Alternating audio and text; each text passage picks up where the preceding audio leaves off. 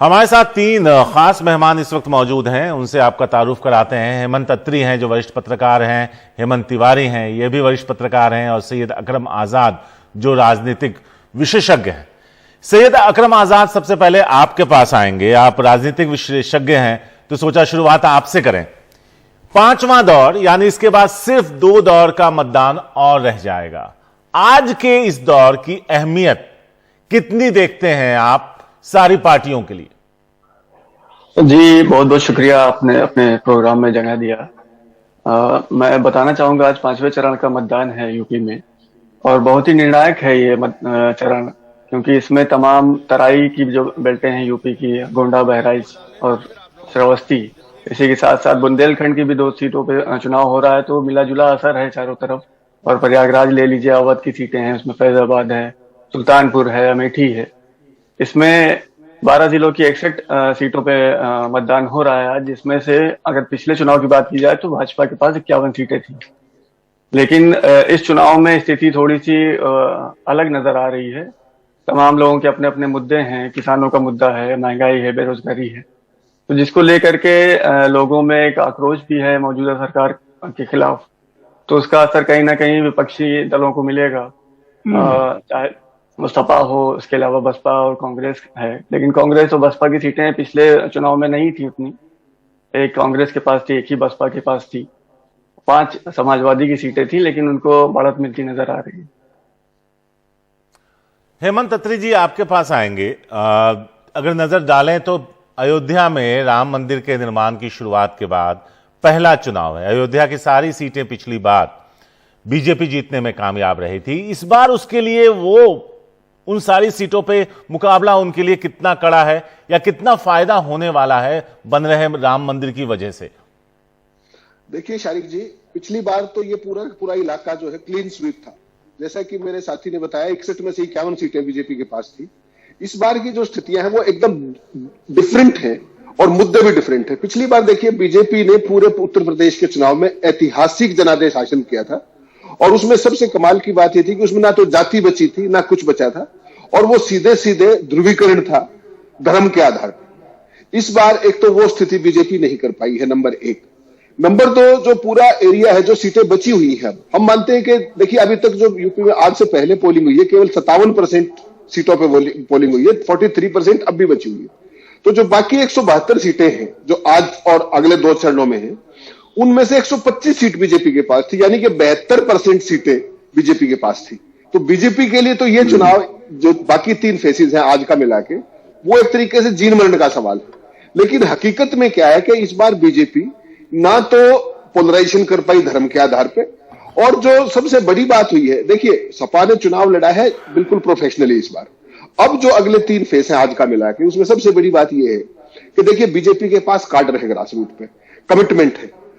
सपा के पास माहौल है, लेकिन उसके वर्कर कितनी सिंसियरिटी के साथ, कितनी जील के साथ उसको वोट में ट्रांसफर करवा पाते हैं, लोगों को बूथ तक ला पाते हैं, एक ये बड़ी चुनौती है। क्योंकि कारण क्या है कि उत्तर प्रदेश के चुनाव में संसाधन जहां की बात है, पैसे की जो बात है, वो भाजपा को छोड़ के किसी पार्टी के पास नहीं है। तो ये बीजेपी का सबसे बड़ा प्लस पॉइंट है।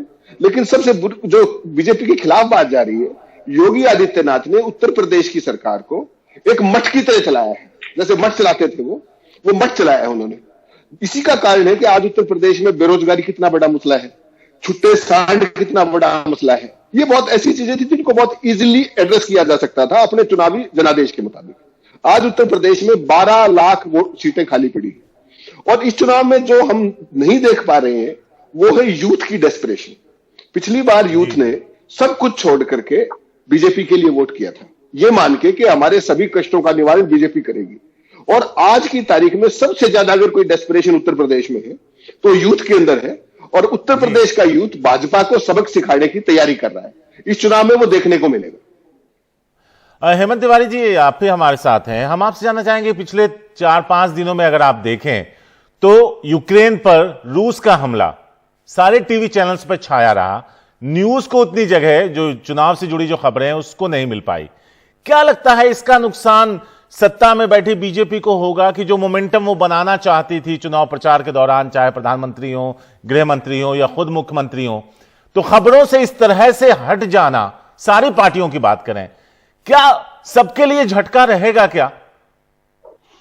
देखिए शारिक, अगर ये बात 1 महीने पहले, 25 दिन पहले हुई होती तो शायद जो उनकी स्ट्रेटजी उस हिसाब से भाजपा को नुकसान होता। लेकिन जब से प्रत्यक्ष रैलियां और रैलियों से पाबंदी एकदम से हटने वाली स्थिति बनी है, और तब से आपने देखा होगा प्रधानमंत्री और गृह मंत्री से लेकर जो भी इनके स्टार प्रचारक हैं या जो बड़े फेसेस माने जाते हैं, उनकी फिजिकल प्रेजेंस रैलियों में ज्यादा देखी गई है। जब वर्चुअल या खाली मीडिया माध्यमों पर निर्भर रहने वाली स्थिति थी, तब तो बात अलग थी।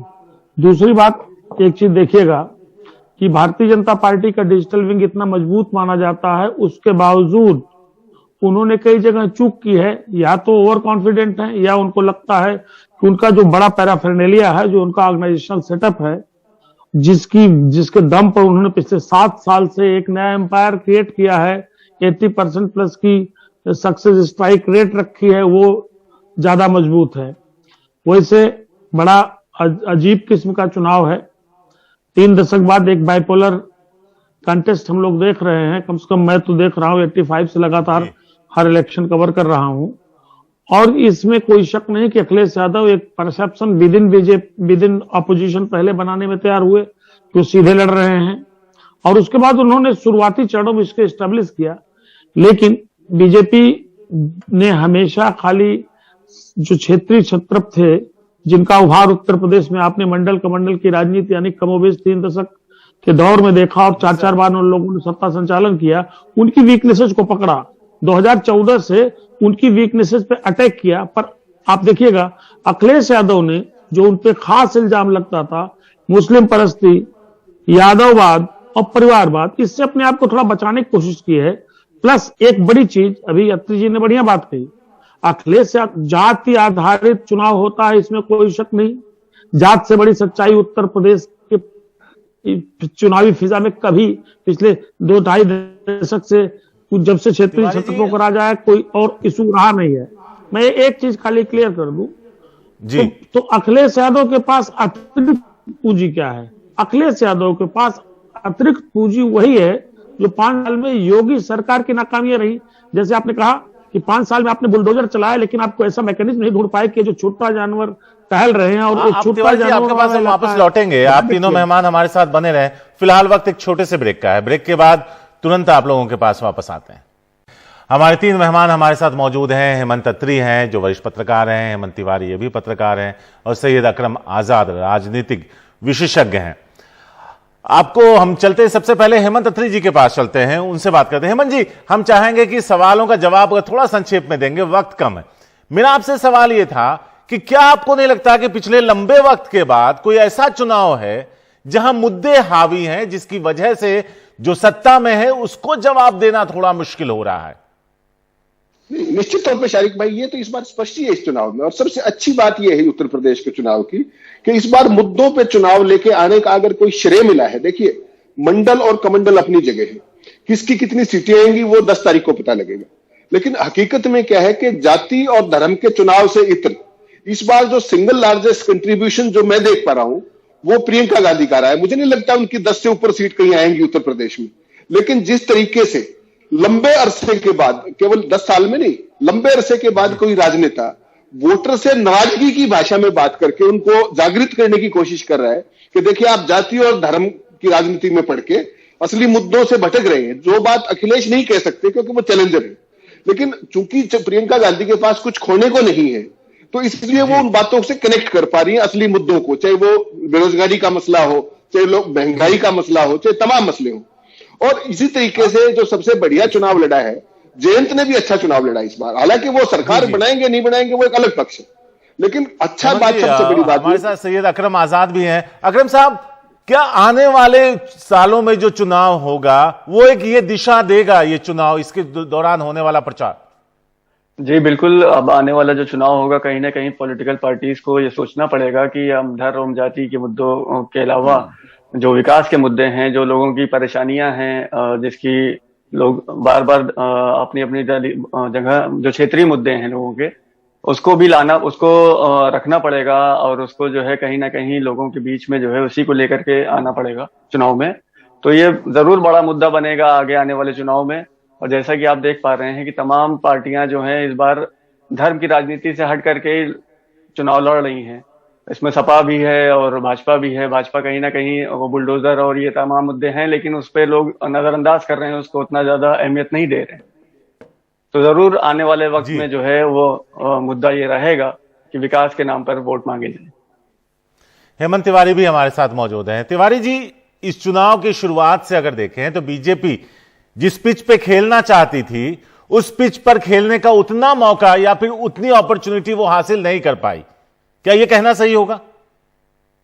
मैं निश्चित रूप से उसका जो टेस्टेड और ट्रस्टेड नुस्खा था 2014 के बाद, जो नई तासीर की सियासत इस मुल्क में और इस सूबे में बीजेपी ने शुरू की, उसको मालूम था कि उसका कोई खास असर नहीं है। और वैसे भी बाबा जी तो कहते हैं हमने दंगे होने नहीं दिए।